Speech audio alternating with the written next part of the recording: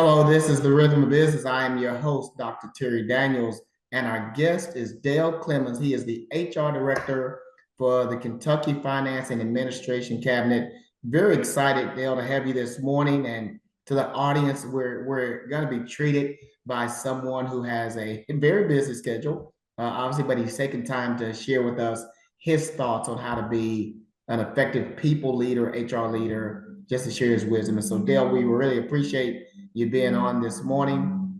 Just to get us started, can you just give us a little bit background of your HR journey, your HR world, and how you came to be in this space?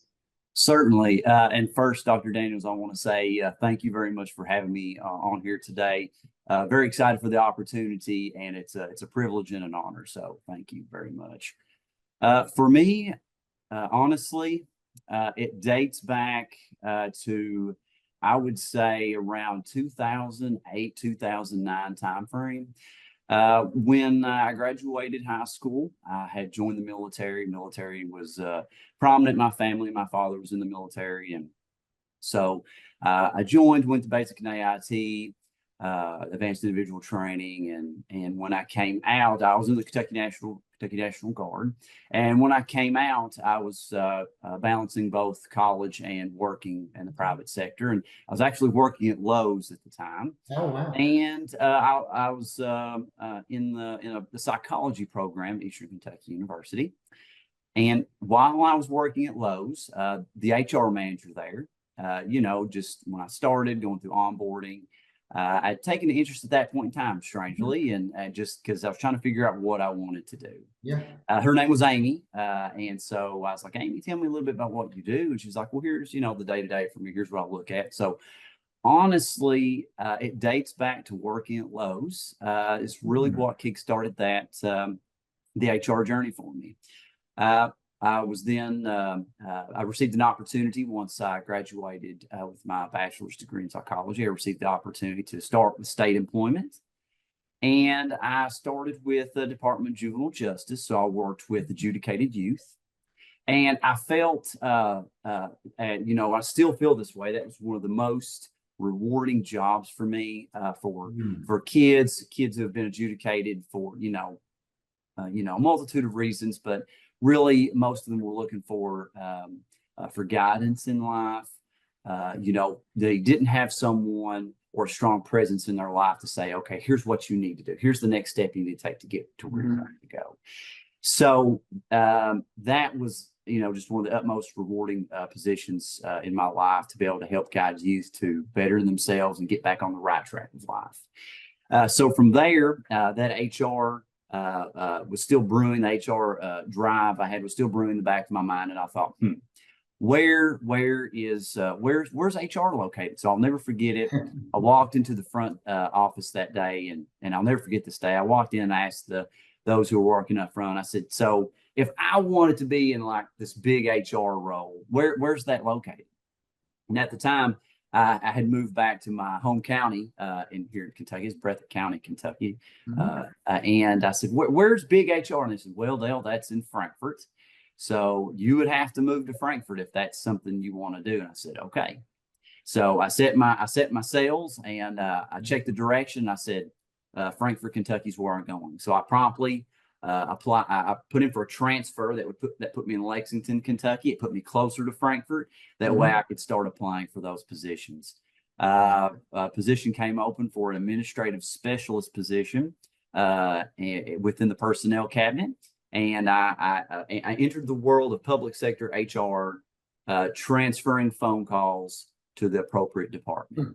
So I truly started, when it comes to public sector HR, I truly started from learning who receives what phone call to now I'm proud to say I'm the HR director for the finance administration. Wow. Again, Dale, thank you for that. But again, number one, obviously I should say, and honorable say, thank you for your service. I had the privilege of working with some veterans organizations here about 3 months ago. And then the next day I was talking to a three-star general who used to be over all of Europe for us. And he said to me, and I was telling him how honored I was to work with veterans.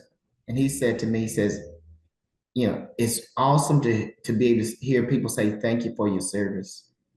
But it's even better if they give you opportunity just to hear a little bit about their story, right? So I thought, wow. So I get to hear about your story, not only say thank you. So, but the second thing I hear, Dale, is the continuing heart for serving through the educated youth and that work, and even coming in HR, it's very similar. We have to have that heart for people. How do you, in your world, and this is going to be new for me, how do you, in your world of uh, the political space, build collaboration and in a culture? How do you foster that culture of collaboration in your public space that you operate in? Certainly. And, Dr. James, I want to say I appreciate that. Thank you. And that journal's correct. I mean, it says a lot when someone takes just a moment of their time to say, hey, thank you. And then especially when they want to hear your story, right? I think at the end of the day, what's important to each and every one of us is we want to be heard, right? We want Yes. to be heard. And I say that for twofold. So I'm going to rely back to the military for this and say that the military has taught me a lot of things, and I think one of the most important things that has taught me is what teamwork makes the dream work, right?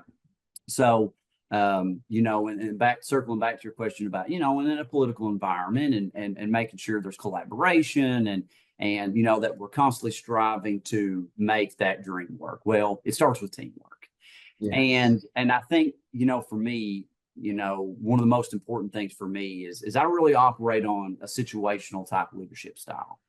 And so for me, what that means is again, I'm attributing a lot back to the military here and my experience is what I've learned. But the military's been around for quite some time, and I think they know what they're doing. So when it I comes think to teamwork, when it comes to being able to be flexible and being able to improvise, adapt, and overcome, your circumstances, it starts with understanding and where the end is going to get us.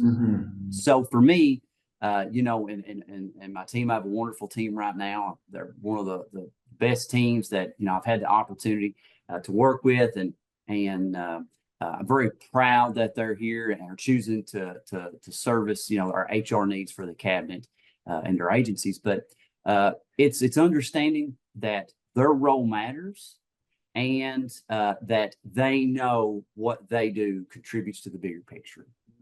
And what I've learned is for me, and one of my mantras that I operate on is I tell them, and I'll tell them this almost every staff meeting. I have a few that I run through, and one of them is that we improvise, adapt, and overcome. But my other one is that I don't give someone a fish, I teach someone to fish. wow. Because if I give you a fish, I've only fed you. That's a very popular saying, but I live by it because I don't want to teach them. I don't want to give them a fish. It doesn't teach them anything. I want to teach them how to fish. That way, hopefully, one day they can also teach someone to fish. Wow. So that's what I go by, and I make sure that they understand where it's going to get us. So I want to secure their buy-in, and I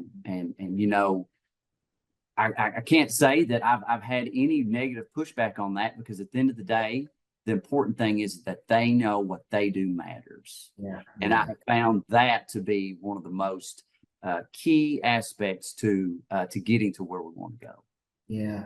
So can you just go a little bit further in terms of as you build this culture, and you know this in the world of HR that, with the low employment rates and the war for talent, how do you in the public sector compete with the private sector to attract and retain talent? How do you, what are some of your ways that you do that? Yeah. So, I'll say that we're definitely taking and have taken some very major strides. I'm very proud to say, we've had some recent changes to our regulation, allowing sign-on bonuses and things of that nature.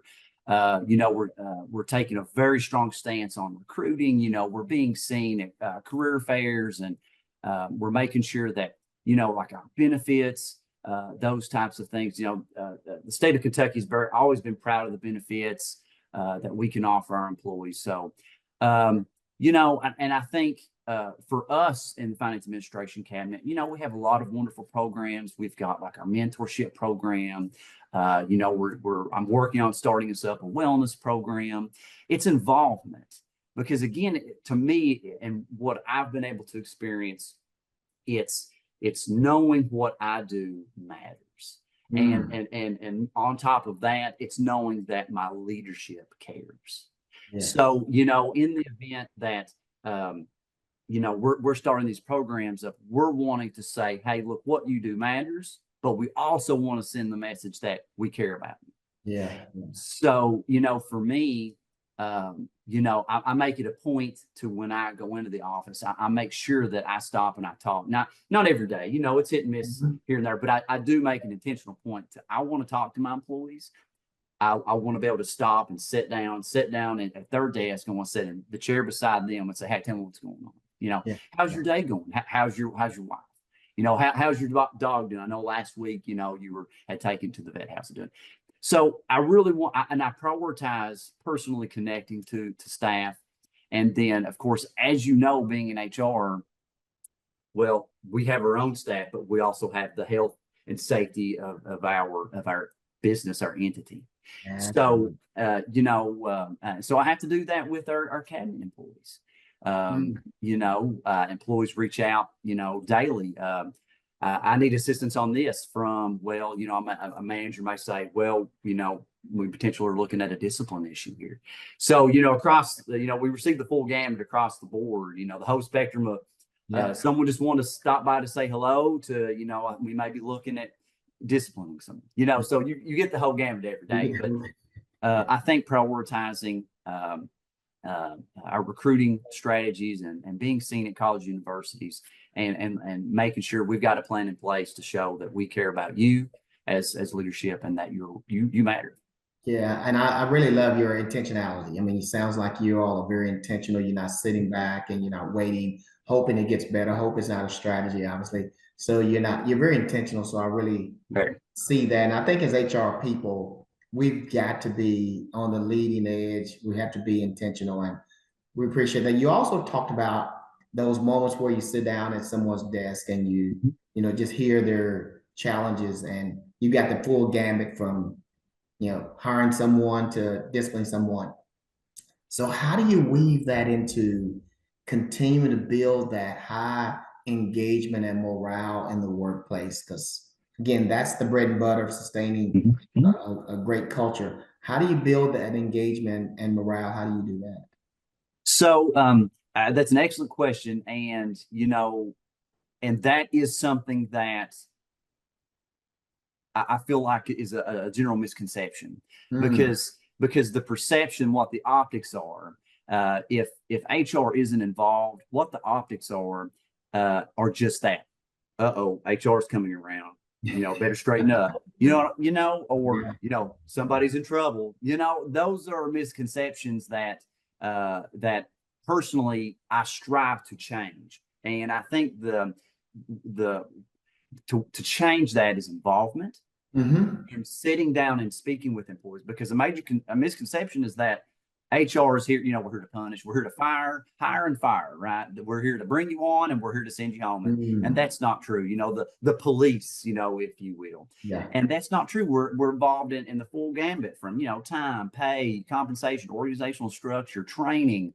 And I think it's involvement. So what I'll say, with us, in the cabinet, I take a very strong stance on, I will conduct trainings. I will personally conduct a training because I want to be seen out in the workplace community, if you will, as someone, as a resource that employees can come to if they have issues. I want to maintain that confidentiality. I want to give them trust. I want to give the employees trust, because if for us in the public sector, HR, we do the full gambit, and we are involved, in assisting operational, because, when it comes to organizational structure and it comes to employee well-being, if an employee is underperforming, there's a lot of folks being impacted because that one employee is underperforming. So, and it can seriously take and cause a drain on what that structure, that entity's out to achieve and do. We serve the taxpayers, we serve the citizens of the Commonwealth here. We want to make sure that we're delivering the best product that we can. So for me, being able to negate that misconception is being out there and building trust with our employees, because that is a misconception. And sometimes who I've not had the time, the luxury to be able to sit down and speak with every employee. I would love to have the time. I'm working on it. But that does pop up from time to time to say, oh goodness, you all do that? Absolutely. So. Well, I think right there, Dale, if you think about, that breaking that misconception, it goes back to the title of this podcast, the rhythm of business, the people version. So how do I keep that rhythm so that it's not, when I show up, it's something odd, right? I am part of this world that I live in. I'm not just an entity that comes in at some time and I'm a Superman and swoop in and swoop out, right? I am part of. And if you can build that as an HR professional, I mean, you've nailed it. You've nailed it. So again, I think you're dead on with that. Don't be a person that just pops in at the moment and get this brand of, here's HR, right? Exactly. And personally, speaking on myself here, I always work to go in to have just an absolute positive mind frame. Mhm. And I'll tell you, and I'll give credit where credit's due. When I worked at Lowe's, the store manager there, he had one of the best policies. And his policy was that every single customer that you walked by, you greeted them. If management caught you not walking or caught you walking by a customer that you did not greet, they pull you aside and say, why didn't you greet that customer? Yeah. So that's really played an important part into my leadership style and when I go into work and how I present myself at work, because, we have a lot of employees in our cabinet. We have, several thousand employees, not in our office, but overall. And every time I walk by an employee, I want to be able to greet them. I want to be able to say hello. I want to shine some positive, because at the end of the day, everyone is fighting a battle. It could be finances, could be something at home, could be what color of the next vehicle am I going to purchase, right? We all, have something going on in our heads, but to be able to stop by, say hello, maybe strike up a conversation is important to me, and that was a strong foundation set for me. That was very well. That's a great concept to think. Don't walk by anyone and not acknowledge and speak to them. That just doing that, there's the rhythm, right? There's the rhythm. And when we as HR professionals and leaders understand that, that's why I call the rhythm podcast, and I call myself the rhythm coach, right? Because that's what I try to educate and teach and develop with people that I work with. How do we get that rhythm so everything we do is helping us make the magic we're trying to create? And we can do that every single day. Tell me this, how do you deal with that rhythm or that engagement when leadership has to make a tough decision or a change initiative? How do you deal with the rhythm that's disrupted by a leadership decision or something like that? So, and it's funny you say that, because I think, we all cross this bridge at some point in time in our career, at least multiple times, because you're not going to agree with every single decision that's made, right? I mean, especially when something works good, why change it?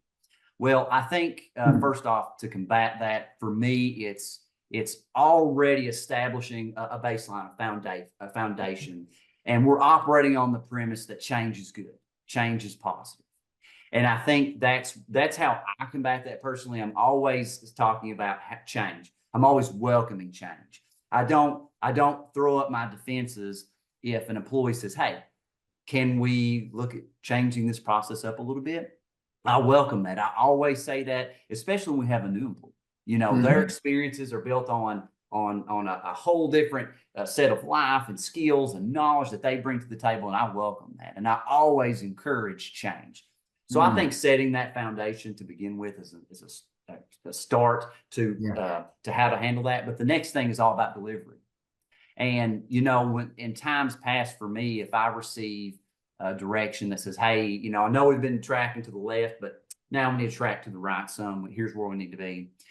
I will with intention, set aside time. I don't just react and try to start moving. I have some intentionality about it. I will dedicate some time to think about delivery and buy-in. How am I going to get their buy-in? How can I conceptualize and put on display where this new approach is going to take us? And it happens. And you know, and I think starting off with a foundation, strong foundation that change is positive. So I'm already putting some positive influence into what I know what is going to occur. You know, we're always going to have change. So for me, that's how I tackle it. I establish a foundation of change is positive. I welcome that. I encourage that. And then I focus on the buy-in, and I set aside time specifically to think about and the buy-in process and making sure that the staff and employees can see where we want to go. Yeah.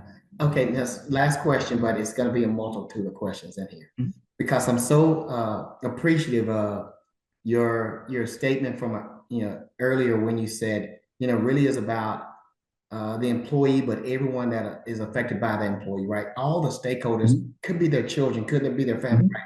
So you got that in mind. And then you talked about the fact that you're going to sit down with different employees and you don't want to just be seen as this one entity.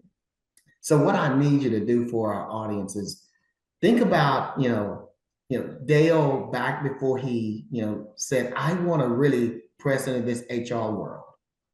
Think about an HR person that's out there that's trying to figure out how to find this rhythm in their organization with their culture, with their team members, with their own staff, with the organization leaders above them, leaders below them. How does Dale speak to Dale 8 years ago, or as he was looking into this HR world? Speak to the Dales of the world who are on this HR journey, but they're looking for a way to make it all work so that they can be effective in their space. Speak to that person. Speak to that Dale when you first started out. That's an excellent question, and it does require some reflection. So, I think back to say, what did I know then, or what did I not know at that time that I know now, that if I could go back and say, hey, anybody like me or Dale at that time, what would you do, and how could you better prepare for where I'm at today? So I think personally, I think the biggest factor for me would be a couple things. First off, I think intentionally putting myself in uncomfortable situations. So what I may do is, and I'm not saying that you don't want to prepare. That's not what I'm saying. What I'm saying is facing my fears, because my fears are what make me uncomfortable. Right. So, and I heard this the other day. I wish I could remember who said it, but they said, a fear is, you say, what if this happens? Okay, well, that's a fear, right? Because of the unknown. I don't know what's going to happen. And if you take one little word and you put it in the front of that sentence, you say, so what if it happens? Oh, wow. The word so completely changes that sentence. And so for me to go back and say, okay, well, Dale, and those Dales that, out there in the world who have that aspiration to be somewhere and reach that goal, what would I share? So first off, it would be those fears and putting yourselves in those uncomfortable situations to face those fears. And for me personally, it honestly, and it may come to a shock, may come as a shock to you, but it was a fear of not necessarily public speaking, but social engagement. So wow. I had a fear of really, because I'd overthink things. I didn't know how to address, just randomly come up and address someone. What do I say? But obviously it comes with learning and opening questions. You don't want yes, no type questions. There's a whole lot to learn, but I think putting myself in uncomfortable situations teaches me on how to react. I'll learn how to react. I'll learn from the struggles. So first off, that not being fearful, put that word so in front of that sentence and just totally change your perception. And then the next thing would be just being yourself, your authentic self. And for me, that just allow your authentic self to carry you forward. And to share when I first came on to Frankfurt, when I explained earlier how I made the move to Central Kentucky, and I'm from rural Eastern Kentucky, and I'll be honest with you, I was very self-conscious of my accent, and at the time, and when I first moved up to Central Kentucky, I was going to the length of trying to practice to say the words without than an accent, trying the dialect. I was trying to tone all this down so that I would fit in. And I did that. I've done that for probably about a year or so. And finally, it just came to me to say, you know what, be your authentic self. It's your character. It's who you are. Be who you are and allow that to carry you forward. Because that, at the end of the day, that's what I want to speak for me is I want to put myself and learn to handle the uncomfortable situations. And I want my authentic self to carry me forward. Yeah, I can just tell you, Dale, just listen to you and your wisdom and your managing yourself is coming across very well. And I would agree with you that as HR professionals, if we can just face our fears, step into those spaces, be our authentic self, and really have that attention to where I want to go. I mean, who do I want to be? What impact do I want to have?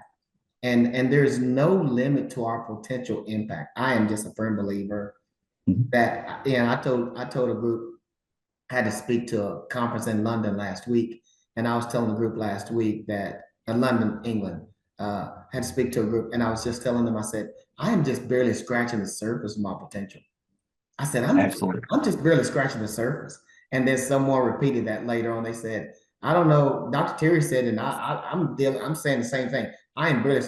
And so I think to you, as I hear you speaking, you've not even scratched the surface of your potential, man. I appreciate that. That is a great way to share with the audience. And so congratulations on what you've done and where you're about to go. I'll just read about you later, man. I just keep reading about you later. Listen, Dr. Daniels, I'm a very strong believer in a self-fulfilling prophecy. So, I mean, whatever you set your mind to, you can accomplish and keep climbing, because we all, I firmly believe, just same as you, unlimited potential. Yeah. Well, again, thank you so much this morning to come on, and to the audience. Thank you for joining another episode of the Rhythm of Business, the People series. I have with us today Dale Clemons. He's the HR Director for Kentucky Finance and Administration Cabinet. And Dale, thank you so much again for joining. And to the audience, we hope you come back and listen to a future episode of the Rhythm of Business, the People series. Have yourself a great day.